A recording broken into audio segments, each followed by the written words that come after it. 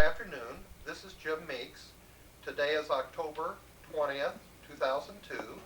We are at the Meeks residence at 1985 Warson Road, and I am interviewing Beverly Holden Johns, who served her term as presidency during the 1981-82 year. And so, Bev, with that, why don't we go ahead and get into the questions? You have been an active contributor to special education and CEC.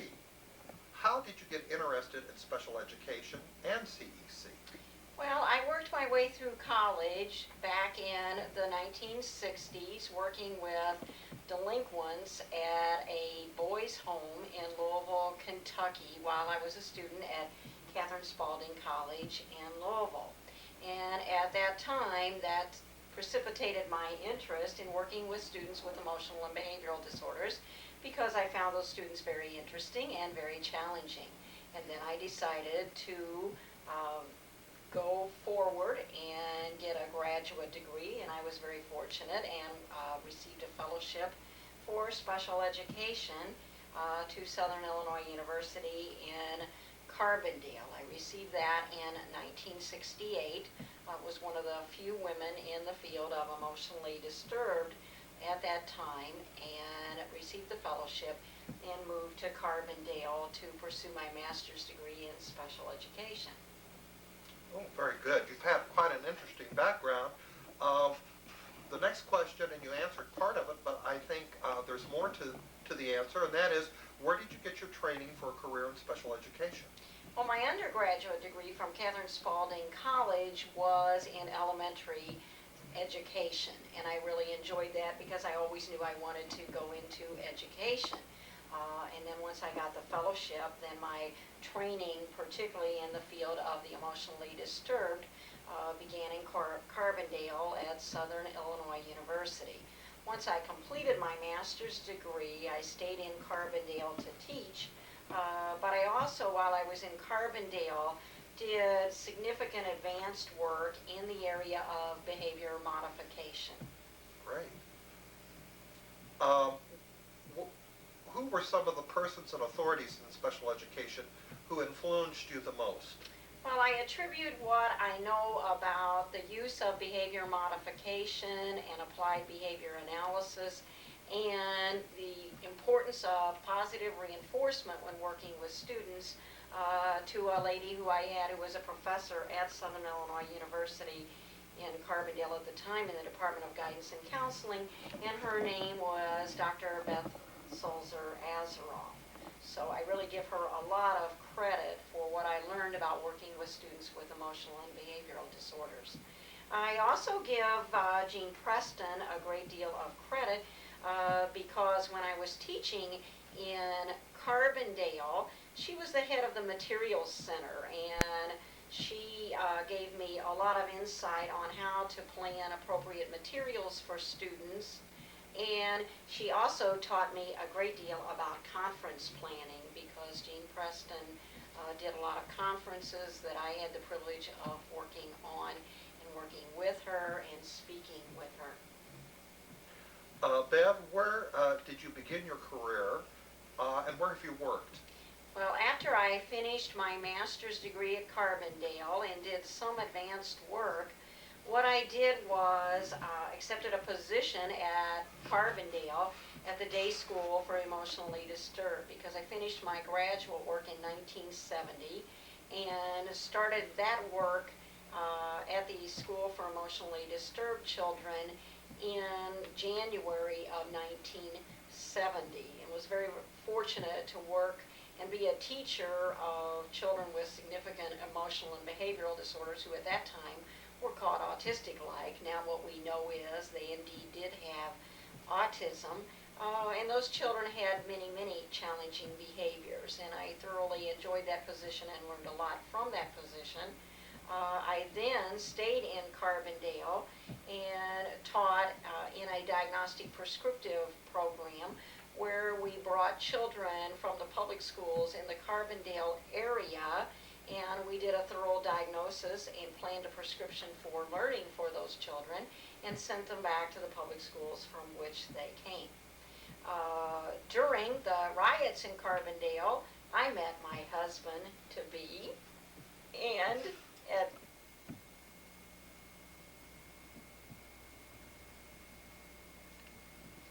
in the fall of 1972, I moved to Jacksonville, Illinois. I accepted a position as a program supervisor in the area of learning disabilities and behavioral disorders. And so I came to Jacksonville and was responsible for starting 12 programs in the area of learning disabilities and behavioral disorders. And during the time of rapid growth in the field of special education, I watched those programs for children with learning disabilities and behavioral disorders grow from 12 to today, well over 135 programs. I stayed in Jacksonville to continue working at the Four Rivers Special Education District and have worked there since.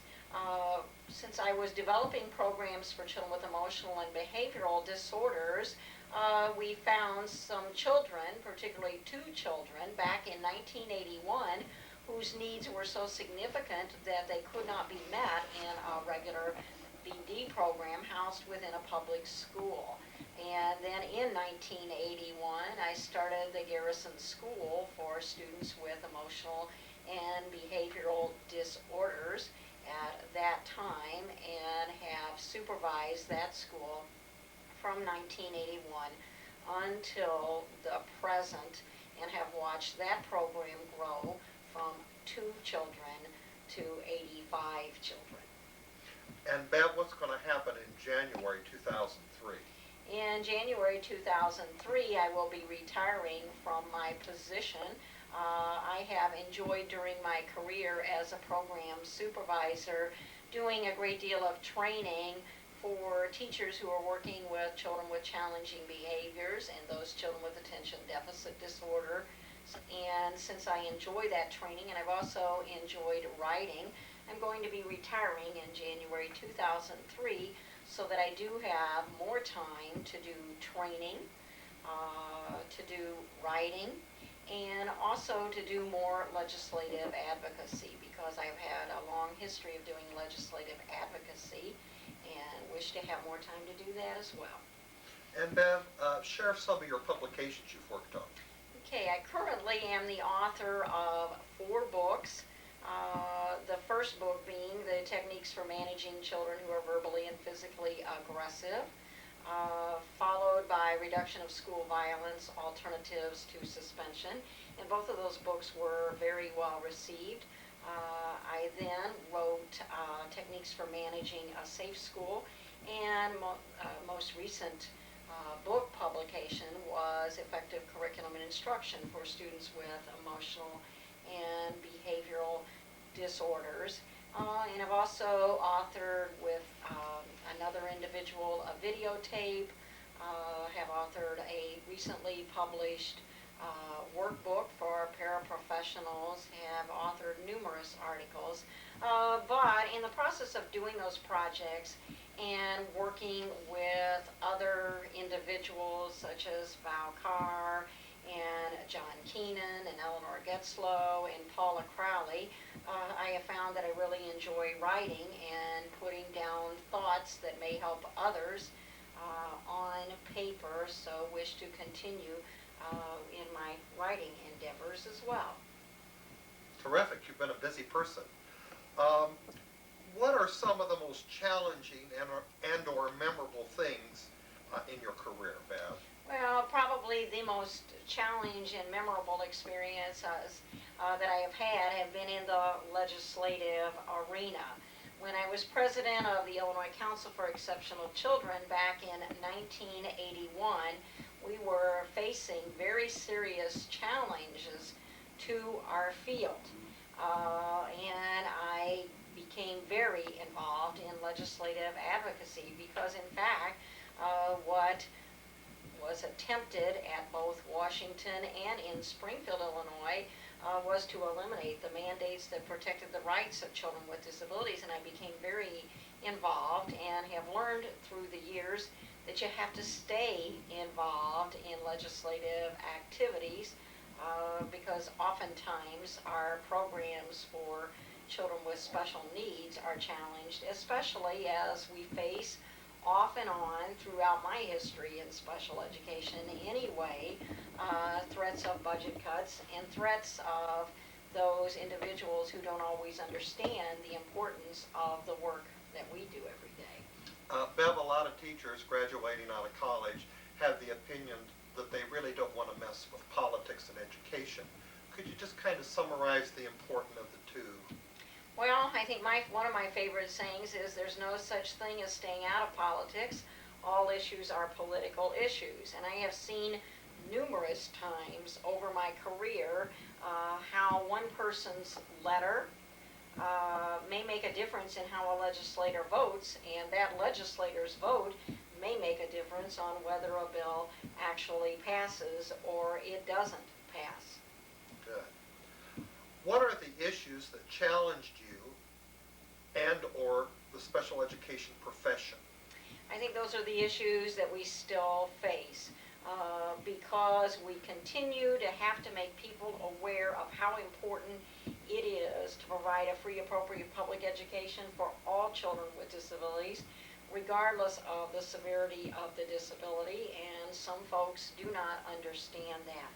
But probably one of the most challenging things that we face today is that we have to remember that the law specifies a continuum of placement options, and that some children with special education needs have the need to be provided a specialized instructional program, and their needs cannot be met in the regular classroom. And we need to remember the heart of special education, which is in fact specialized instruction that is based upon the individual needs of the child. And so while some children's services could be provided in a regular classroom, and they should be in the regular classroom, at the same time many of our children need highly specialized instructional program.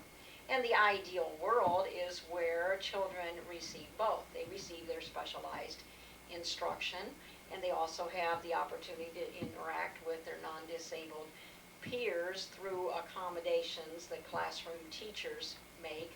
But we have a lot of work to do in better awareness for classroom teachers on how to accommodate children with special needs.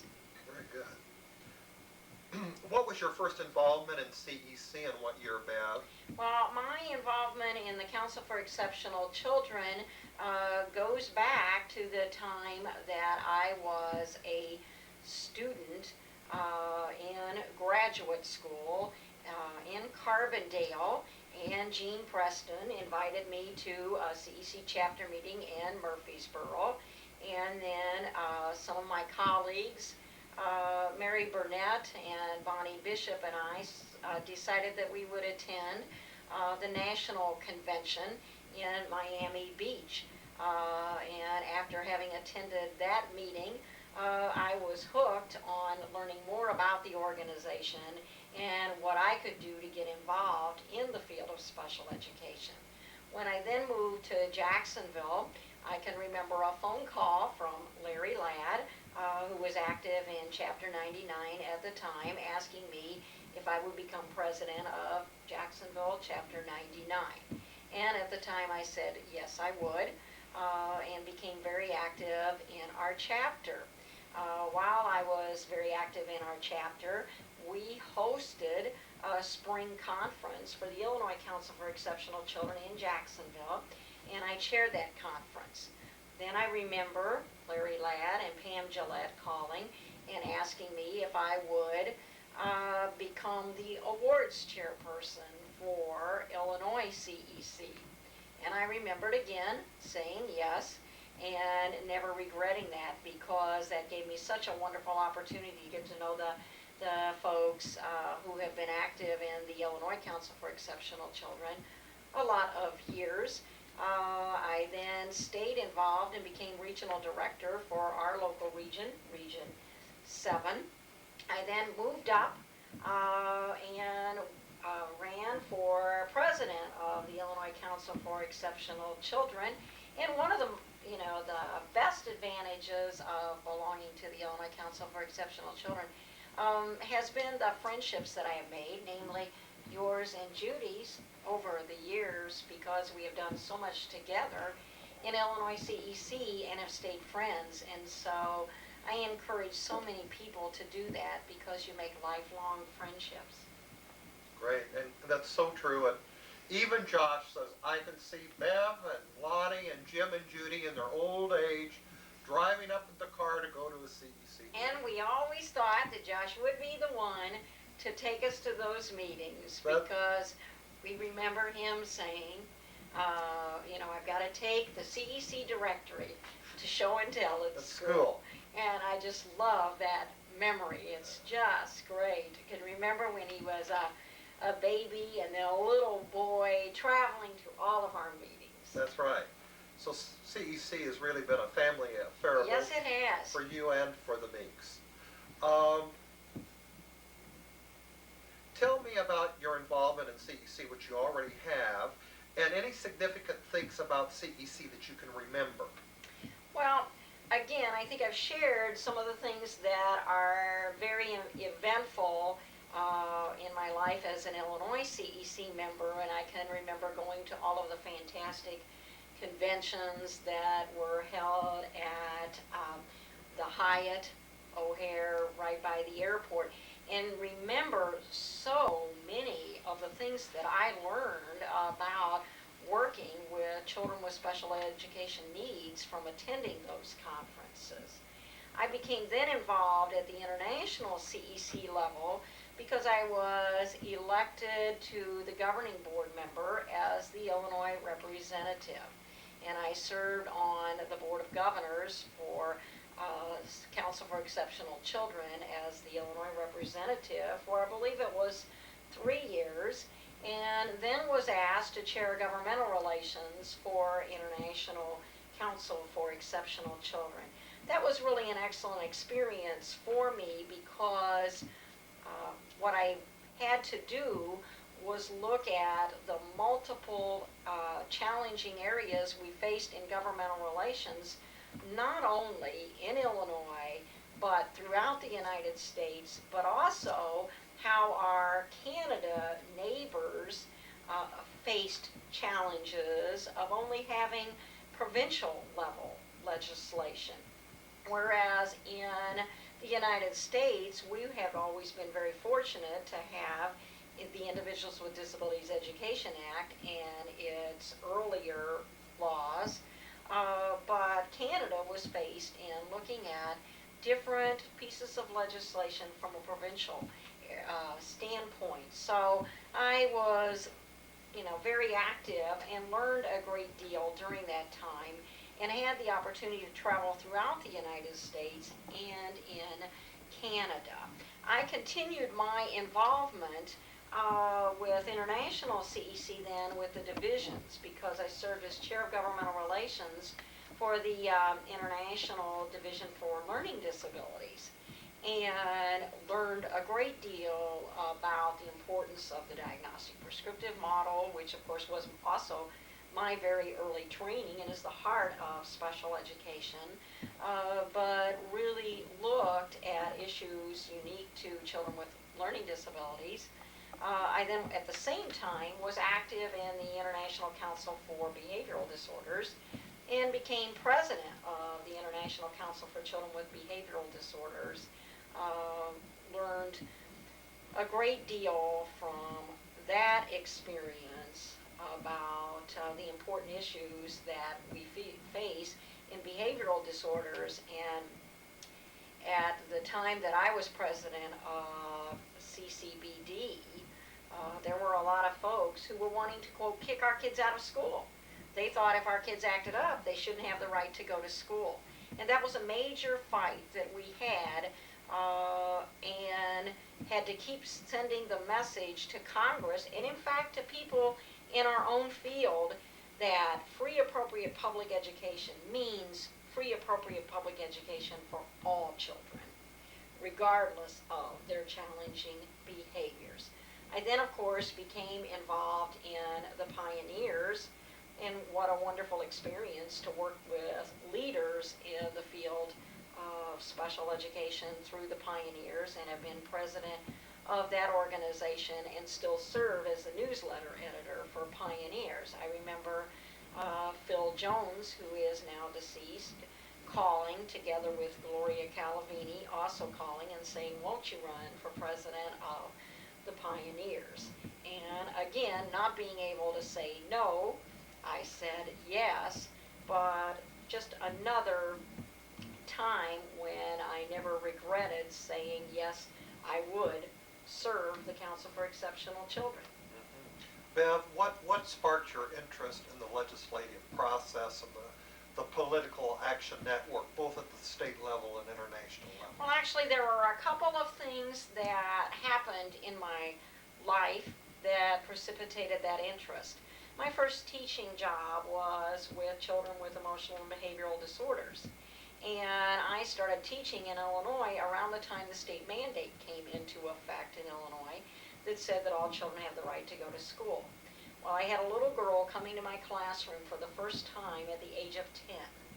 Until there was a law that said Sally had the right to go to school, she did not get to go to school. Sally had very challenging behaviors. Sally had an unrepaired cleft palate, and Sally had no speech and language skills. And every year, from the time Sally was 5 years old, her mother would take her into the local school building, and the local school building would say, take Sally home, we won't educate her. And Sally's mother kept going back to the school. Finally, Illinois enacted Article 14 of the school code that said all children had the right to go to school. Sally's mother took her into school. She was referred to our program, the day school for emotionally disturbed, and was therefore allowed to go to school. So I always remember Sally and how she was not allowed to be educated until there was a law that said she had the right to go to school. Another event that happened was when I was president-elect of Illinois CEC, I was awarded an internship under a Title VI-D grant, I believe it was called at that time. Was one of the individuals chosen throughout the state to come into the State Board of Education as an intern. During that time, Joe Fisher was the Director of Special Education at the Illinois State Board of Education. And Joe Fisher said, one of the projects that I want you to do is look at legislation. And so he assigned me to study legislation while I was there. Well, that happened to be at the same time that they were talking about eliminating the special education mandate. So I became very active and very involved at that time. Not to mention, my husband is a former lobbyist who is always very interested in politics and legislation. Okay, great.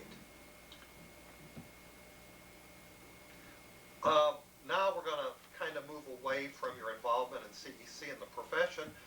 Would like to know where you were born and raised. Oh, I was born, year unknown, let's say.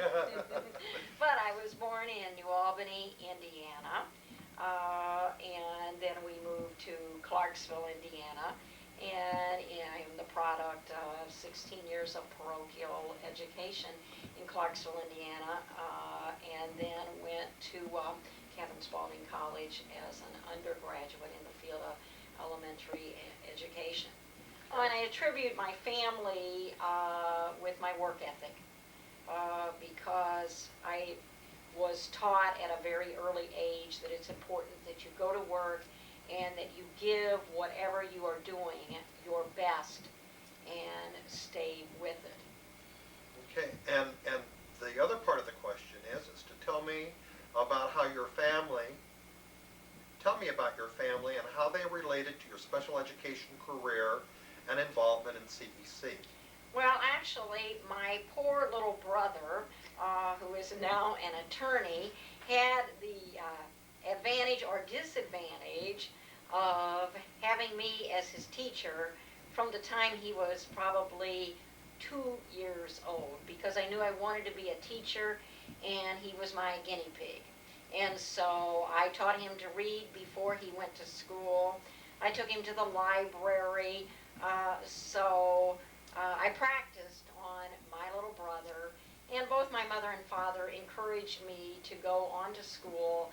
I started babysitting when I was 12 years old, and so I worked with children for many years, and then they, of course, encouraged me to go to college in the field of education and encouraged me to work as I went to college. And I remember being very grateful for that because I believe I have a more of appreciation of college because I had to work my way through. And so I attribute, that to them. They were always very encouraging all along the way. Well, and Mother Holden is alive and well today? Yes, she is, as we speak, and still has the opportunity to attend some workshops that I give with me. Great, great. Okay, next question. Where do you think we are in special education today? And have we made progress, or are we regressing backward, and why? We have made progress because many children who would not have gotten to go to school in the day and age when I started in special education, like Sally, didn't have the opportunity to go to school.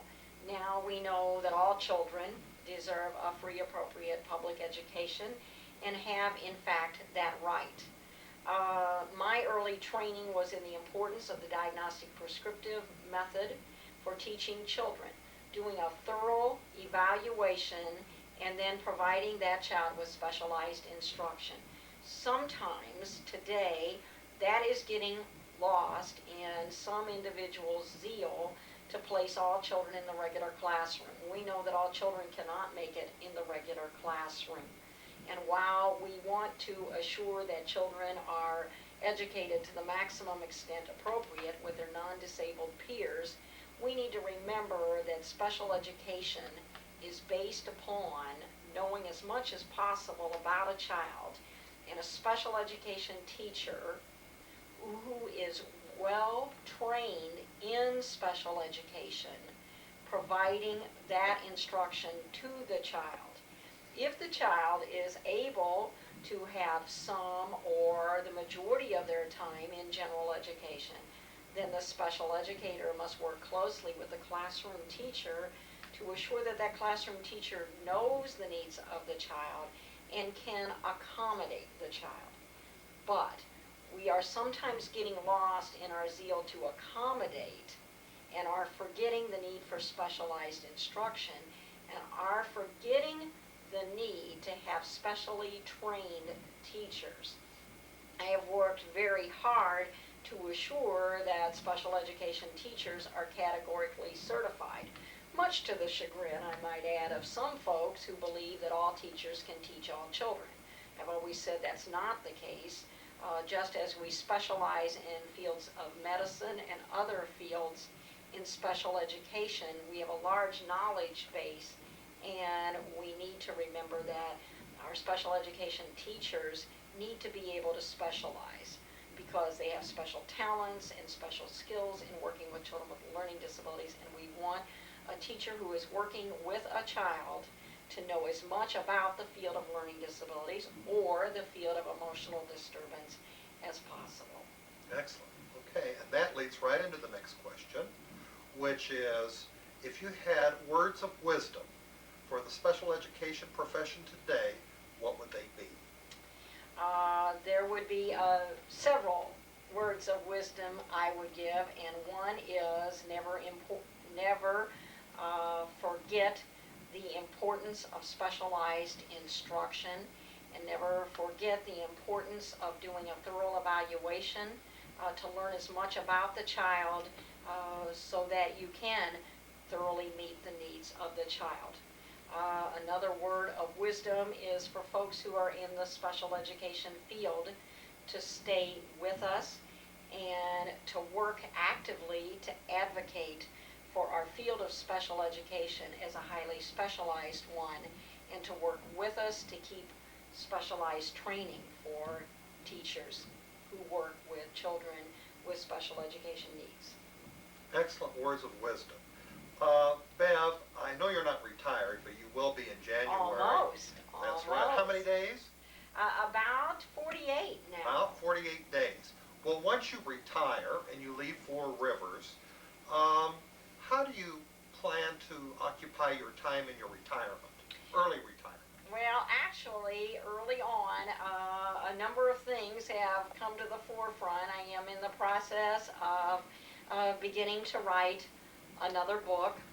I have accepted several training workshops to conduct, so I will continue to speak. And another thing that I wish to continue to do, because there is so much more legislative advocacy out there to do, and so much training of folks on how to get involved in the legislative process. I plan to do that and plan to stay involved with the Council for Exceptional Children at all levels. Great. The other part of the question asks how specifically will you keep abreast of issues of special ed and CEC? Well, I'm an avid reader of special education issues, and will certainly keep up with the IDEA reauthorization as we face all of those challenges, and will continue to keep abreast of everything in the field, because in order to do training and writing, one has to do that and has to keep current with the current research in the field. Good. Bev, what is the most specific benefit from being a member of CEC? Well, to me, and we talked about it earlier, are the lifelong friendships that you make, and the camaraderie of working with people who are as excited and committed about the field as you are. There is no other opportunity to do that. It's been a wonderful experience to be able to be involved with folks. Beyond the camaraderie, you gain so many skills on how to work with people, how to work on a board, how to motivate people to do work, what you do when someone says they're going to do something and they don't do that job. So in terms of management skills, it's a wonderful opportunity as well. And then not to mention the tremendous amount of information that you receive, not only through the journals and through attending the workshops that are always available there, but also just from talking to other individuals who are going through the same kinds of things that you're going through. So it's an educational experience, it's a supportive situation, it's a wonderful learning experience. So encourage any individual to get involved in their professional organization and to stay involved in their professional organization. Great. Are there any important things about your life and or career that you haven't already shared with us that you'd like to share with us at this time? Well, and it leads into another issue. I had the opportunity to speak this past week to a group of 25 students entering the field of special education. And I always get asked, if you had to relive your life, would you go into special education, and would you do all of the different things that you have done? And I said to them, and always say to anyone, I would do nothing differently. I would go into the field. Working with children with challenging behaviors has been a wonderful opportunity and a wonderful learning experience, because not only are the children exciting, but they also keep anybody on their toes and keep individuals young and active. There is a need for all of us who are in education to continue to be involved in education. So I would continue to be involved. I wouldn't change any of my legislative advocacy. I would say to folks, stay legislatively involved, even though it sometimes is not the popular thing to do. It's the right thing to do, and one always has to remember the children we serve. And sometimes when we get discouraged, we need to say to ourselves, I am doing this for the children who need individuals to advocate for them. So no, I wouldn't do anything differently. Great. And that leads into the next question, which is, if you had an opportunity to embark again on a special education career, what would you do differently or in addition to? Oh, not a thing. The only thing that I wish is that there were more hours in the day to write, to work with children, to speak, and to do legislative advocacy. And more hours in the day and the stamina to work more hours in the day. So I certainly wouldn't change anything else. Great. And the last question is, do you have something that you want to say to future generations that might hear or read this interview? I would encourage them strongly to embark on a career in special education.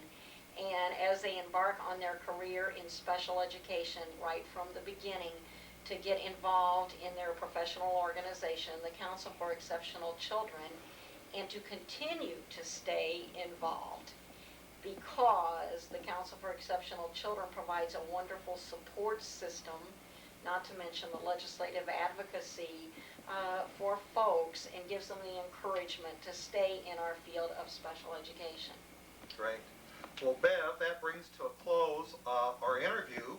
I would just like to say it's really been an honor and a joy and a pleasure to have you as a friend and a professional colleague. And of your many attributes, I think one of the outstanding attributes that you possess is the ability and the belief in doing what you do to help children.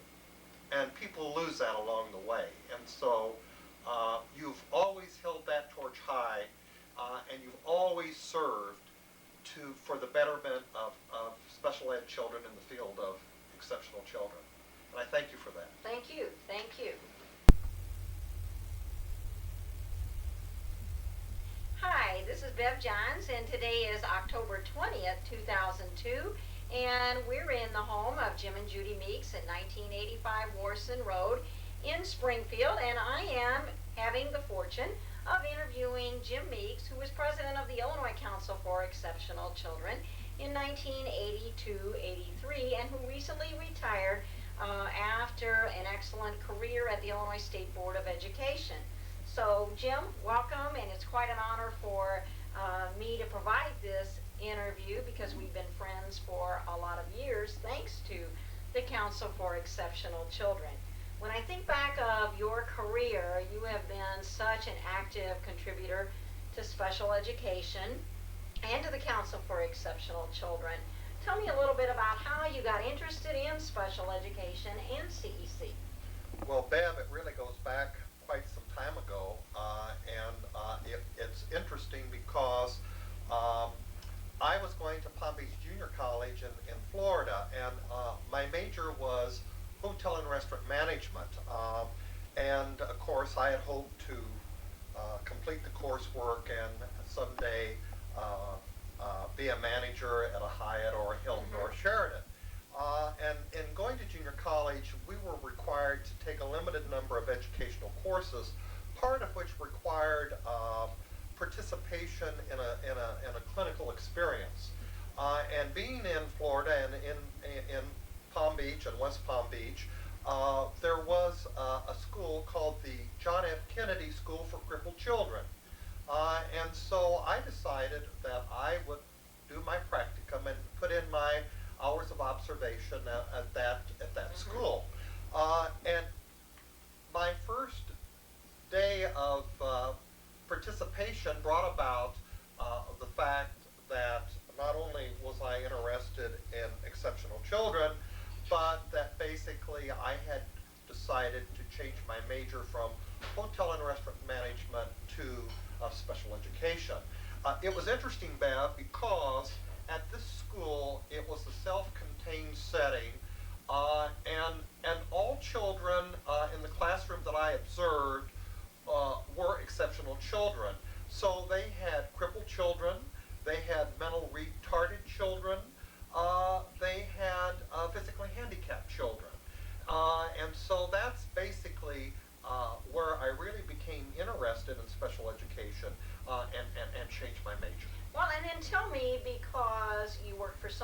years as a specialist in the visually impaired. How you decided to specialize in the visually impaired? Well, I really have to thank Gloria Calavini for that move.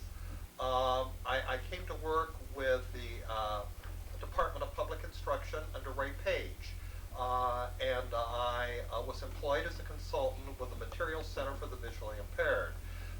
And in being employed, I also took additional coursework because my undergraduate work basically was in the area of mental retardation and elementary education. Then, of course, I became very interested in the area of blind and visually impaired. Dr. Evelyn Rex was my professor and a mentor and a professional colleague. And I took my courses from Illinois State University.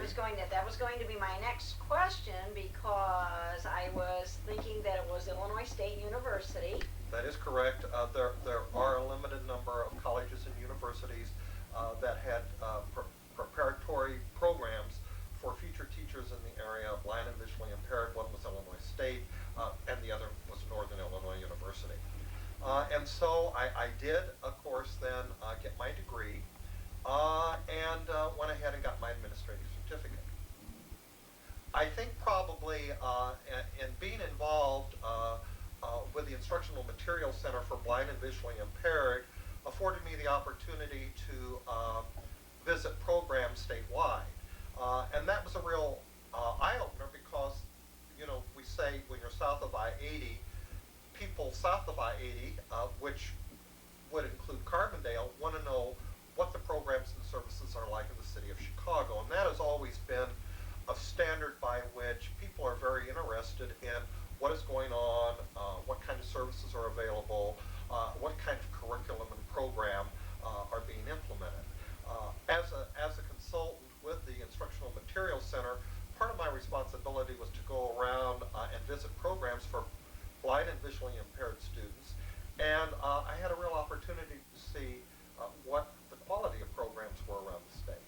Right, which would be very advantageous, and right now, one of the, seems to me, the problems that we're facing is a real shortage of individuals in the field of visually impaired. We are in all influenced areas and in special education in general. Right. That's right. You talked about Gloria Calavini and Evelyn Rex. Who were some of the other persons that are authorities in special education who influenced you the most?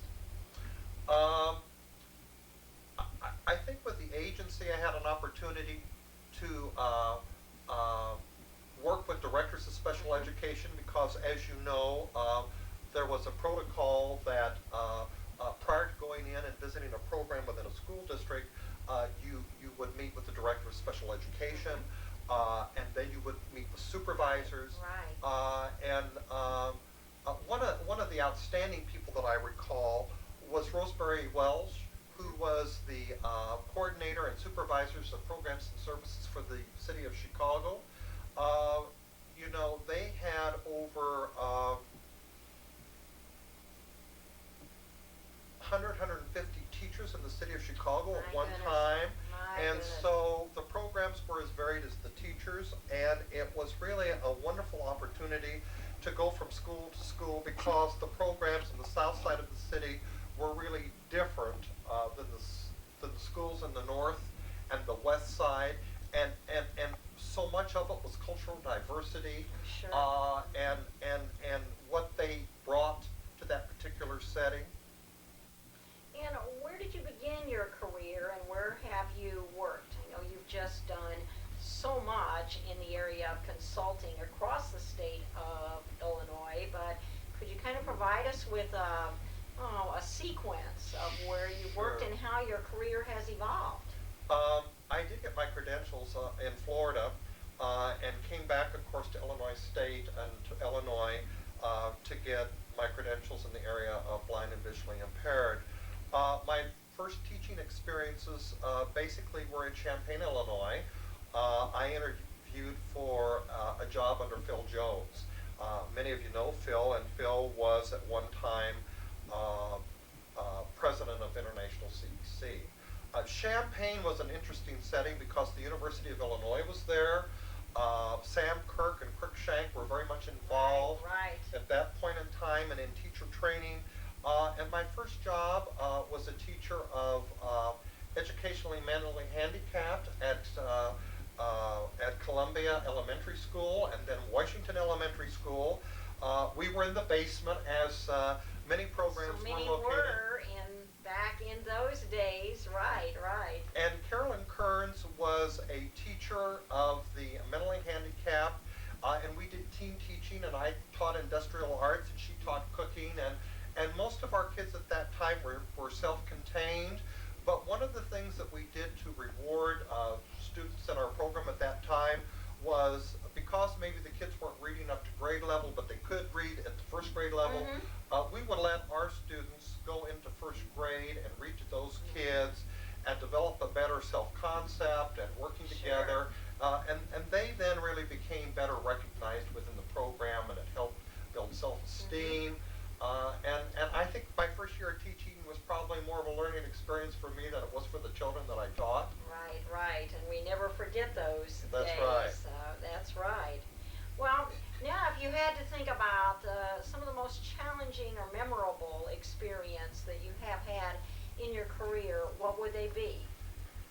Well, I think being involved with the State Board of Education, I came with the idea that I was only going to be there 2 years. And little did you know at that time, my goodness. 32 years later, I'm still there. But during that time, I really had a varied background experience. And part of what was a real learning experience for me was to step aside from the field of special education, although it continued to be a primary interest in my profession. But being able to monitor programs in regular ed, having the opportunity to work with district superintendents and see what their issues and concerns are, not only as they relate to special education, but to regular education in general, really gave me an eye-opening of special education is special, but our kids and our teachers and staff, as you well know, have to get along with the educational community. And what better way of doing that than by having some of the experiences that I had in working with monitoring programs, looking at standards, looking at curriculum, and seeing our students mainstreamed. And what would you say were the issues that challenged you along the way and the special education profession? Well, I have to laugh. My first job in Champaign, my salary was $5,500, and $500 of that was for going into the field of special education. As you know, that incentive went away shortly after we went into the teaching profession. In addition to that, funding has always been a major problem in meeting service and needs of the students that we work with. At the same point in time, the federal government has never really kept its commitment That's right. in funding programs that they allege that they would be funding. So all of that has had a terrific impact on the quality of services and programs for our field. I think in addition to that, there have been issues where services aren't necessarily being provided for kids that fall between the cracks of regular ed and special ed. And so in the referral process, many times we get children or students that are referred to us because they have overt behavior problems, and they refer them not because they really qualify for special education, but because of the family situation, or because of behavior problems, or because of developmental displays that really do not make them eligible for special ed. So I think that continues to be a challenge because there's not enough money in regular education to help those kids, and so therefore those kids are referred to special education. So I would say two of the outstanding factors that I noticed were, one, funding, and number two, appropriate services for students that are exceptional. Right. And you became involved in the Council for Exceptional Children a number of years ago, and have stayed involved for so many years, contributing so much to the organization. But if you think back, what was your first involvement with CEC? Well, my first involvement goes back to the time when I was still going to school in Florida, and I went to my first 2 years of college were at a junior college. And at that point in time, I again was not interested in special ed, but my last 2 years of college were at Florida Atlantic University. Florida Atlantic University was a up-and-coming university. It was very innovative in its teacher training program, and they were just in the process of implementing a training program for teachers in special education. And so there were two names that come to mind. Dr. Dornay from the University of Alabama had a contract with the university and spent much of his time at Florida Atlantic University in Boca Raton actually implementing the teacher program. And Cavacheri, who was an associate of his, also perked my interest. And we were allowed to attend an international conference in New York. And that was the first time that I had exposure to the organization and what it stood for, and became very much interested and felt that I really needed to be involved. From there, when I came back to Illinois and I was employed in Champaign under Phil Jones, I was a local member of their chapter. And when I came to public instruction, one of the prerequisites was basically that you would be involved in CEC at the local level and at the state level as well. Okay. Well, and tell us a little bit, because you have held so many positions in CEC, certainly with the Springfield chapter, but as a regional director and as president and governing board representative, that I certainly can't remember all of them, but refresh my memory, and for those folks who are going to be watching the video, about all of the involvement that you've had with the organization. Well, I think probably the key to the involvement in CEC at the state and international level is not only do you have to have someone that wants you to be involved at the local level, but you need support, both financial and ongoing support. Right. For example, with the State Board of Education, basically we were told that we would be involved. That was a way to find out what was going on at a statewide level. It helped us to do our job. It helped us professionally to grow, to see the kinds of programs and services that exist. And if you look around the state at that point in time, Bob Abbott was renowned for what he was doing. He was very much involved in the organization. Excuse me. Pam Gillette was a director of special education and very much a leader in CEC and had outstanding programs and services in the field. Bev, you also inspired me to be involved at the local level and at the regional level. You were highly supportive and would call and include me and invite me to meetings and sessions. And then in doing that, not only did I go to meetings, but I came back with work to do. And you have always been a standard for me to try to hold up to and be supportive of, because when you say I'll do it, you've always done it, and you've always continued to follow through with things. And so I always felt like you were a mentor for me, and you made my year as president easy, because you did such an outstanding job when you were president in 81, 82, that I followed you and was able to pick up on your skirt tail and move along and deal with issues. Well, and I remember thinking back that your spring conference in Joliet, to brag about the work you did, was the highest attended spring conference, and to date, the record hasn't been broken for that particular spring conference, because you had a way of bringing everybody together.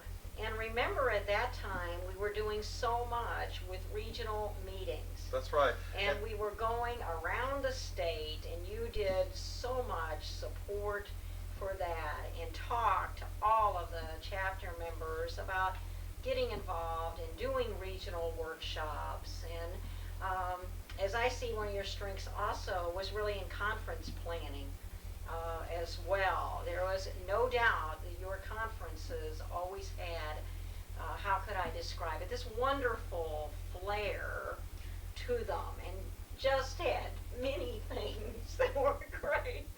Well, thank you, Bev. Part of that was due to the And fact... a little humor too. That's in right. the process, because that's what we have to have. That's right. And if you can't laugh at yourself and your mistakes and what you learn, then how do you get by? Let me go back and just say, Gloria Calavini was instrumental in helping me get organized and helping me collect my thoughts and helping me to learn what you need to do to plan a good conference. Gene Preston is another individual who is very much organized and knows how to run a conference and what to follow up with and what to do and how to get things in order and how to plan a program and what contacts you need to make in order to make sure that it is successful.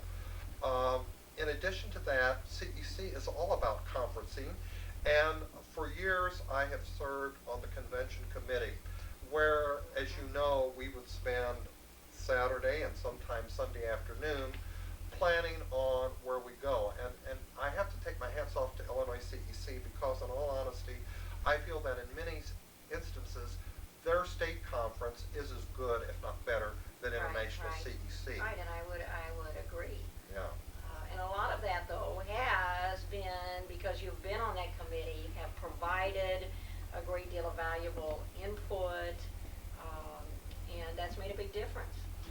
I think, too, one of the priority areas that I focused on when I was president was the theme was working together to make a difference. I also felt that it was very critical that we recognize people within the organization that are outstanding contributors, because even though it's like a volunteer organization and you pay dues, you can't really control what people do. And so not only do they give from their pocketbook, but they give from their personal growth and wanting to be involved. And so I felt it was critical that we take the extra time to recognize those people. And I really tried to do that. And I think that was an impetus for people really being willing to work together to make a difference. Yeah. Well, kind of to switch gears, where were you born and raised? And tell me a little bit about your family and how they related to your special education career and your involvement. Okay, I was born in Charleston, Illinois many years ago, and I'm not going to give the date, in a hospital that was like a nursing home, and it was called Hilltop. I have an older brother, and my parents were in the drugstore business. They had a Walgreen agency for over 50 years. My mother and father worked in the drugstore. Family was important, but I think probably the business, everything we did was around the business. When they started, they lived above the store, and then my brother and I were brought into the picture. However, there were peak times when we all would jump in and work, and I really got my work ethic from being in the drugstore. I can remember my dad would have me sweep out the back room, and then he would come look at it, and he would say, not good enough. And I would be so upset because I would have to turn around and do it again. And I got paid $0.25 an hour to do those kinds of things. I remember working after school and working on weekends. And not only was I a cashier, but I worked behind the soda fountain, and I could make shakes and banana splits and do all those kinds of things. But I think as I reflect back now, by being raised in a business, it really gave me the opportunity to develop skills in meeting people and working with people and getting along with folks. Where do you think we are in special education today? Have we made progress, or are we regressing backwards? And why or why not? Well, I think maybe I've been in the system long enough that we've made a complete cycle. And I can remember when we had an open classroom and our kids were not getting the special need and services that were required because they weren't making it. and by the time they got to be at junior high level, they were so frustrated and so far behind, uh, they would either quit school or disliked it so much that they couldn't achieve anymore. And so as time progressed and we identified them and we provided them with special services, special assessment, and tried to help them, I believe we came a long way. And now the pendulum has swung the other way, and we're talking about appropriate placement and not necessarily a full continuum of services. So we're going back to putting everybody back in the regular classroom, and I think that's a mistake. I think placement has to be upon the needs of the child and the kinds of services that can be provided. There are some students that would do better at the state school for the blind and visually impaired. There are other students that would do best in a self-contained program, and there are other students that do need to be mainstreamed when appropriate. So I'm kind of disappointed in that the pendulum has swung.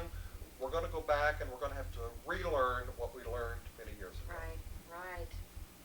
How do you occupy your time since retirement? You retired from the State Board of Education after 30 years in February of 2002. You know, education right now is at the crossroads where funding is a problem, training is a problem, services are problems, and so I'm getting out of education at the right time. I feel sorry for youngsters coming in because I don't think the quality of service nor the quality of teachers are what they were 5 years ago, and I think that industry and corporations are snapping up the prized future teachers because they're paying them more money and they're having less trouble and less aggravation.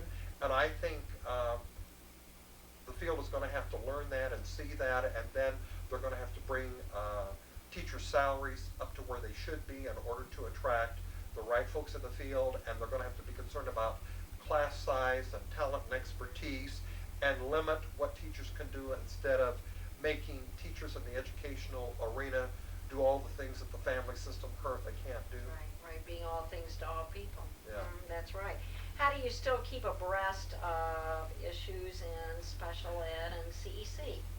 Well, I still am a very active ICEC and CEC member, and I read the journals.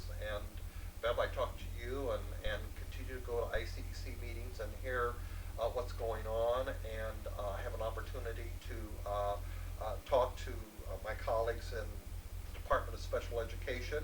And Corey H. in Illinois has been a big issue, and we are made aware of what kinds of programs and services are going on and what some of the issues are today. So that's pretty much how I keep in touch. What's the most significant benefit that you would say there is from being a member of CEC? Well, I think probably professionally you have an opportunity to communicate with colleagues. We're no longer down in the furnace room, and we have other people to talk to, but we don't always know when you're south of I-80 what is happening in the city of Chicago, or what is happening at Highland Park, or what's going on at charter schools. And so by being involved in the Illinois Council for Exceptional Children, we have an opportunity to build relationships. We have opportunities to find out where exemplary programs and services are. We have an opportunity for chat rooms and exchange of ideas and information, and to focus in on what the issues are. On a more personal basis, I believe family and friendship is what CEC is all about. There isn't a week that goes by that you and I don't talk, either by phone or by email. I continually talk to Gene Preston in Southern Illinois. Josh was born into a CEC family, and one of the hardest jobs I had, and you alluded to it in your tape, was to come up with a directory of officers and members of CEC. And one of the first things Josh wanted to do, and he was 5 years old at the time, was take it to show and tell. So that really influenced him, that we had worked so hard and tried to pull things together. At one point in time, he said to me, Dad, if anything happens to you, do I have to be president of CEC?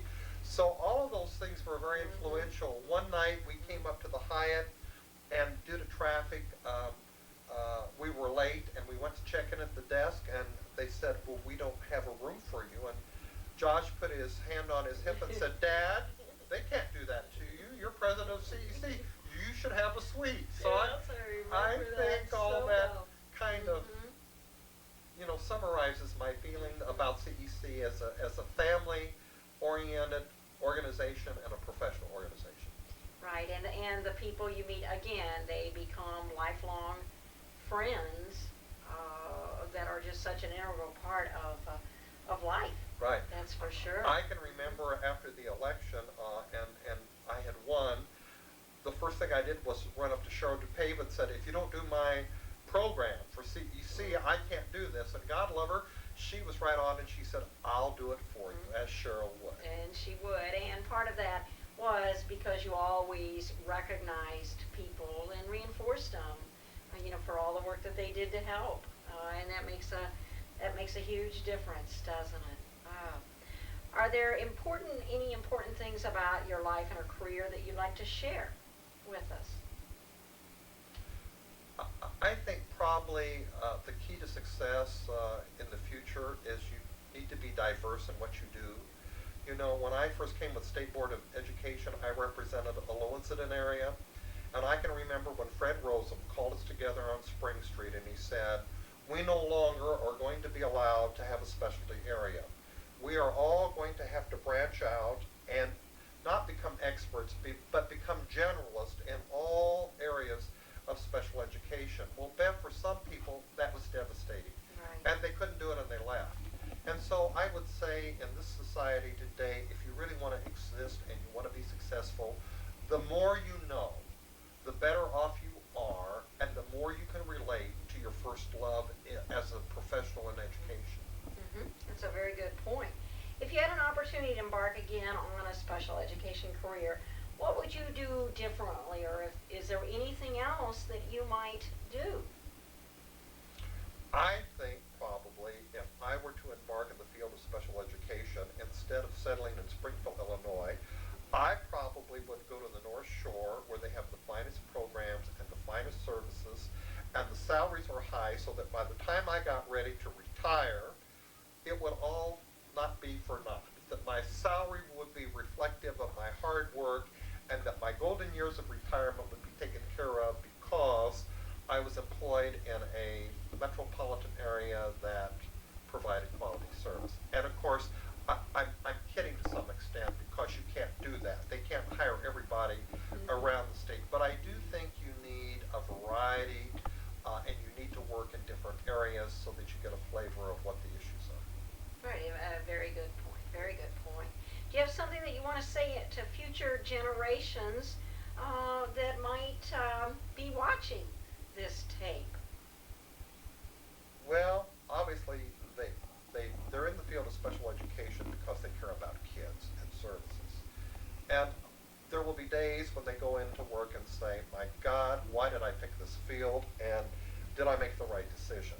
And I think it's critical that in making that decision that you're going to have to commit more than a regular day. And if you think you can just get by from 9 to 2:30 or 3 o'clock, I have to say it's not going to happen.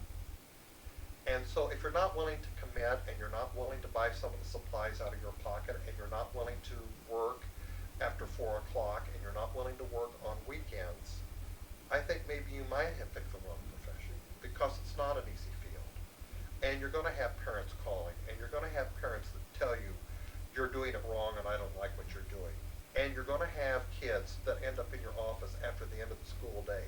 And wouldn't it be nice to go home, but you can't because they either miss the bus, or you're going to have to take them in the car yourself, or you're going to have to make some kind of arrangement so that those kids can go home. So it's not an easy profession, Bev, and we didn't go into the profession for the money that it pays. That's right. And that's what I would share with them. And if they're going in with the idea that they're going in to make money, or they're going in because it's an easy job and they're going to go to work when the kids walk in the door and leave when the kids leave, let me just say they're in the wrong profession. and they're doing themselves an injustice and the kids too. Right, and it really certainly becomes a life Yeah. for individuals, but a very rewarding life, as I have seen it for you. And Jim, I really want to take the opportunity to thank you for not only opening up your home, but as I really reflect on it, opening up your whole life to the field of special education. So thank you for doing that, and thank you for sharing your expertise and knowledge with so many of us. I have to say just one thing. Not only has CEC been important to me, but the field of special education has, and that's where I met my wife. I was at the Material Center, and a gal by the name of Gussie Dickinson, who was totally blind, worked at the Material Center. And she had visited programs, and she was over in Champaign at Lottie Switzer School.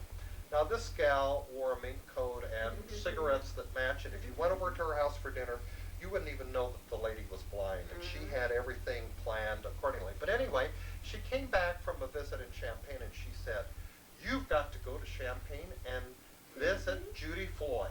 She is a doll, and she has a wonderful program." And believe it or not, I did, and we got married and continued to be involved in CEC, and currently have a son, Josh, who's at Northwestern Medical School and will graduate in probably another